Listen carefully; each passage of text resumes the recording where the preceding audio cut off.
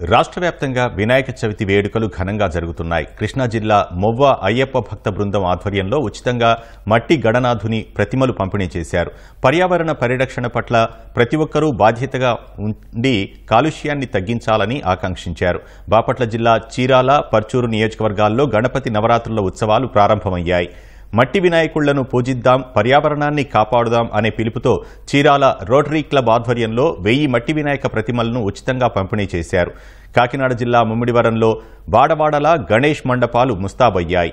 యానాంలో కొలువైన బొజ్జగణనాథుని ఆలయంలో వేకువజాము నుంచే ప్రత్యేక పూజలు, అభిషేకాలు ప్రారంభమయ్యాయి.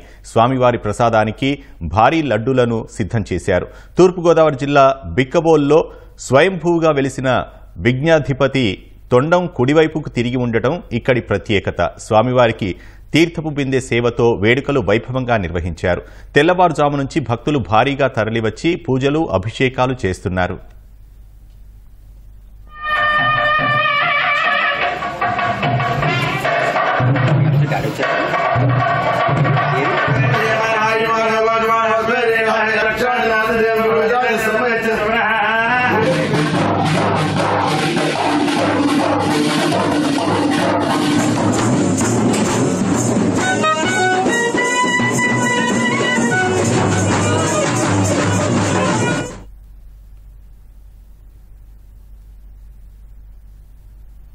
శ్రీ లక్ష్మీ గణపతి స్వామి వారు పంట చేలో దొరికినటువంటి స్వామి. చిన్న విగ్రహం పెద్దదవుతూ వస్తూ ఉంటుందని చెప్తారు.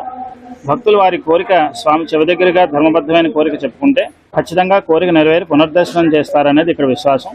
భక్తిపూర్వకంగా చెప్తే ఖచ్చితంగా స్వామి విని మన కోరిక తీరుస్తారనేది విశ్వాసం. ఈ సంవత్సరం సెప్టెంబర్ 7వ తారీఖున వినాయక చవితి సందర్భంగా స్వామివారికి 9 రోజులు కూడా స్వామివారికి విశేషార్చనలు, జపతర్పణ హోమాదులు, అలాగే స్వామివారికి ఈ 9 రోజులు కూడా ఎవరైతే దూర ప్రాంతాల నుంచి కానీ ఎవరైనా భక్తిపూర్వకంగా వచ్చిన వాళ్ళందరూ కూడా కులమతాలకు అతీతంగా ఏ రిస్ట్రిక్షన్స్ లేకుండా స్వయంగా సేవించేటువంటి అవకాశం ఉంది.